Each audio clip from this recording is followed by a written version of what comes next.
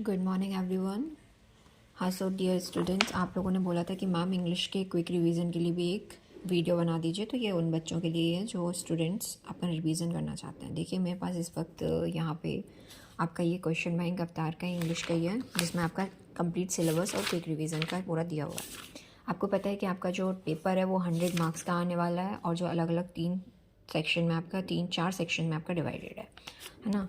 Question paper का format आप सबने देखा होगा, अगर नहीं देखा है तो क्वेश्चन बैंक के सबसे पीछे लास्ट में आपका क्वेश्चन फॉर्मेट दिया हुआ है कि आपका इस तरीके से सेक्शन ए आएगा। जैसा ये फॉर्मेट दिया है, अगर आपने प्रैक्टिस की है तो बहुत अच्छी बात है, नहीं की है तो एक बार इसको किसी भी प्रीवियस ईयर पेपर को या फिर आप जो भी आपका ये मॉक टेस्ट टाइप का जो सैम्पल पेपर दिया है वो देख लीजिएगा। इसमें सबसे पहले देखो आपका एक सेक्शन ए जो है, इसमें रीडिंग एक आपका पैराग्राफ आएगा। ये आपके लिए सबसे ईजी होता है, थोड़ा सा टाइम टेकिंग लेंदी है, लेकिन इसको अप्रोच करने का सबसे सही तरीका है कि पहले आप क्वेश्चंस को देख लें, किस टाइप के क्वेश्चंस में से पूछे हैं, फिर इस पैराग्राफ को रीड करते जाएं, और फिर इसमें से सिमिलर जो लाइन आपको मिलती है वहाँ आप इसको सर्च करें तो ये आपको जल्दी मिल जाएगा, और कम्प्लीटली एक बार अच्छे से इसको पढ़ के आप सारे आंसर्स कर सकते हैं। यहाँ आप अपना पूरा स्कोर कर सकते हैं अगर आपको करेक्ट आंसर्स में मिल जाता है। फिर नेक्स्ट आप देखेंगे, इसमें आपका सेक्शन बी में राइटिंग है। राइटिंग में आपका 100 to 150 वर्ड्स का आपको एटलीस्ट कोई एक पैराग्राफ पे आपको ऐसे टाइप से आर्टिकल राइटिंग करनी होगी। तो इन तीनों में से जो आपके आते हैं, उन तीन में से कोई भी एक जो आपका बहुत अच्छे से प्रिपेयर है, आपको लगता है कि इस पर हम अच्छा बना के लिख सकते हैं, तो आप उस टॉपिक को चूज़ करके उससे आप स्टार्ट कर सकते हैं। ठीक है, इसके बाद ये आपका 10 मार्क्स का कंप्लीट है, इसको आप बिल्कुल भी स्किप नहीं करना। जो भी आपको आता है, जिस टॉपिक से भी जो भी आपको लगे ज़्यादा अच्छे से कर पाएंगे, वो आपको स्टार्ट करना और लिखना है। इसके बाद नेक्स्ट देखिए, जो भी स्कोरिंग है, ये है आपका 10 मार्क्स का लेटर में भी आपके 2 टाइप के लेटर आएंगे, फॉर्मल इनफॉर्मल, है ना। फॉर्मल लेटर और इनफॉर्मल लेटर के लिए मैं अलग से वीडियो में एक बता दूंगी कैसे आपको लिखना है, और आप लिख सकते हैं, क्योंकि मोस्ट ऑफ दी जो लेटर्स हैं वो आपको पता है कि किन टॉपिक से आते हैं। फॉर्मल लेटर्स क्या है, इनफॉर्मल लेटर्स क्या है, ये भी मैं आपको नेक्स्ट वीडियो में बता दूँगी। ठीक है, फिर सेक्शन सी में आपको ग्रामर करना है। ग्रामर में आप लोगों ने पढ़ा होगा आपके जो भी इंपॉर्टेंट टॉपिक्स हैं, लाइक सिंथेसिस है, सिंटेक्स है, ट्रांसफॉर्मेशन, डायरेक्ट इनडायरेक्ट, तो ये जो आपने पढ़े हैं उनके ही क्वेश्चन आपके आने हैं ना। जैसे डायरेक्ट इनडायरेक्ट से 2 मार्क्स का क्वेश्चन आपका दिया हुआ है इसमें। ठीक है, ट्रांसफॉर्मेशन करने के लिए आपका ट्रांसफॉर्मेशन में से चेंज इन द वॉइस, तो जो आपको आते हैं, जो भी रूल्स आपने पढ़े हैं, उनको एक बार क्विकली एग्जाम से पहले आप रिवाइज़ कर लें, है ना। जहाँ से भी आपने पढ़ा वहाँ से रिवाइज़ कर रही है, ये नहीं कि आप चेंज कर रहे हैं, सिर्फ रूल्स देख लेना और सबके एक एक एग्जाम्पल कर देख लेना, है ना। इसके बाद में आप देखिए यहाँ, ये आपका ग्रामर का जो पोर्शन है, ये मिनिमम कितने मार्क्स का, आपका 10 मार्क्स का आने वाला है। 10 मार्क्स का नहीं है ये आपका, देखिए मतलब 5 × 2 10 मार्क्स के, तो ये 5 हैं जो आपके ऊपर दिए हुए हैं MCQ type question. Then 2 marks के ये आपके दिए हुए हैं अलग से, ये 2 मार्क्स का आपके डायरेक्ट इनडायरेक्ट है, चेंज करने के लिए ट्रांसफॉर्मेशन के पॉजिटिव डिग्री वॉइस में चेंज करना। देन 2 मार्क्स में ये आपके सिंथेसिस सेंटेंस करेक्ट करने के लिए दिया हुआ है। इसके बाद में 5 मार्क्स की आपकी हिंदी टू इंग्लिश ट्रांसलेशन आएगी, है ना। देन सेक्शन डी में आपका लिटरेचर में आपने पढ़े होंगे आपके प्रोज, पोइट्री, इन सब के सेक्शन, तो उसमें से जो भी टॉपिक्स हैं वो आपको जो याद है अच्छे से, उनका तो अच्छे से रिवीजन कर लीजिए, और फिर भी आपको लगता है कि क्या क्या इंपॉर्टेंट है जो हम रिवाइज़ कर लें, तो उसके लिए मैं आपको आगे बताती हूँ कैसे आप रिवाइज़ करेंगे इसे। और देखिए सिंपल फॉर्मेट जैसा दिया हुआ है, सिर्फ इसमें और करके जो आपके क्वेश्चन दिए हुए हैं, मीन्स आपको इन 2 में से कोई एक करना होगा। ए सेक्शन में इन 2 में से कोई एक करेंगे आप, बी सेक्शन में इन 2 में से कोई एक करेंगे, है ना। ये आपके 4 मार्क्स के होंगे शॉर्ट क्वेश्चन जो आंसर हैं। इसके बाद जो 80 वर्ड्स के आंसर दिए हुए हैं, ये आपके लॉन्ग टाइप आंसर है। ठीक है, इसमें से भी एनी वन, मीन्स 2 में से जो भी आपका अच्छे से प्रिपेयर हो, आपको आता हो, वो एक करना आपको।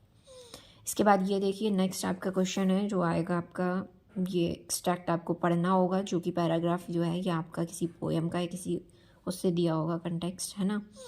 लिटरेचर आपका किसी चैप्टर के बीच का हो सकता है, तो इसको पढ़ के आपको समझना है कि ये किसका है। अगर आपने चैप्टर रीड किया है पहले, तो आपको पता चल जाएगा कि ये किस चैप्टर का है, तो उसके आप क्वेश्चन भी कर लेंगे, है ना।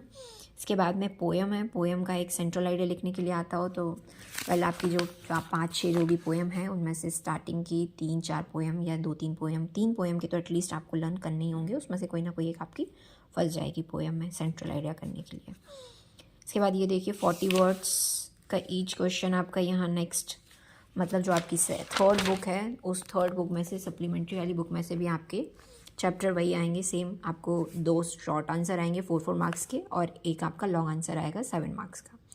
तो उसमें भी वही है आपका और में ऑप्शन रहेगा, 2 में से जो भी एक बेटर बनेगा वो आप कर लेना। लॉन्ग आंसर में भी एक कर लेंगे।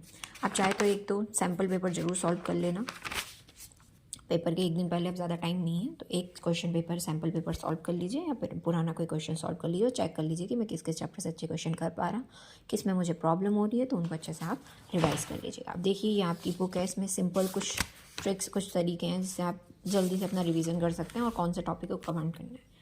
जैसे आपका ये दिया हुआ है चैप्टर, तो इनमें से देखिए आपके प्रोज में 8 चैप्टर है ना, तो 8 चैप्टर में से आपको एटलीस्ट 5 स्टार्टिंग के 5 चैप्टर या पीछे के कोई भी 5 चैप्टर्स का आप अच्छे से रिवीजन कर लें, या आपको जिनकी स्टोरी बहुत अच्छे से आती है तो वो उठाइए, क्योंकि एक ना एक क्वेश्चन आपका फंसेगा ही। अगर आप डायरेक्टली आगे से भी 5 कर रहे हैं तब भी आपका हो जाएगा, और अगर आपको 8 पूरे के पूरे लर्न हैं बहुत अच्छी बात है, इससे फिर आपका कोई भी क्वेश्चन नहीं छूटेगा और आप इजीली 100 में से, अगर आपकी हैंड राइटिंग बहुत अच्छी है तो 90 मार्क्स तक तो आप स्कोर कर ही लेंगे, 80 to 90 मार्क्स।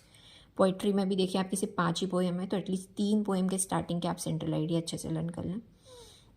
सप्लीमेंट्री में भी आपके 6 चैप्टर हैं, मीन्स स्टार्टिंग के 4 चैप्टर्स के आप अच्छे से रिवीजन कर लें,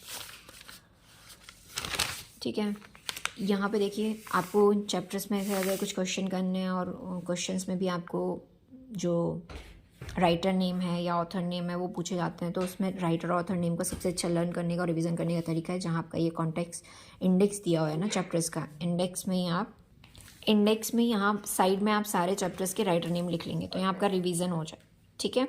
अब देखिए बस आपको रिवीजन आपका कंटिन्यू चल रहा होगा, अच्छे से रिवीजन करते रहिए। एक एक बार जो चैप्टर्स आपने पढ़े हैं उनमें से जो प्रीवियस ईयर क्वेश्चंस हैं जो पहले आए हैं, सबसे पहले कोशिश कीजिए कि उन क्वेश्चन को बिल्कुल स्किप ना करें, शॉर्ट आंसर से स्टार्ट करें। शॉर्ट आंसर अगर आपके ऐसे 9-10 जितने भी आपकी बुक में दिए हैं क्वेश्चन बैंक में जिससे भी आप कर रहे हैं उनको एक एक बार फटाफट से रिवाइज कर लें।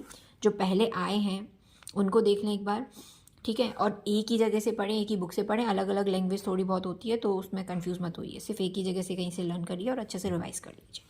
और ज़्यादातर फोकस करें जो प्रीवियस ईयर क्वेश्चन आए हैं और उनसे सिमिलर जो भी है, और एक बार स्टोरी को दिमाग में रखिए ताकि अगर कोई क्वेश्चन ऐसा घुमा के दे देते हैं आपको नहीं आता, आप सोचेंगे ऐसा क्वेश्चन तो मैंने कहीं पढ़ा ही नहीं, लेकिन अगर आपने स्टोरी पढ़ी है तो आप उसको बना लेंगे, तो आपका इस तरीके से इंग्लिश का पेपर अच्छा हो जाएगा।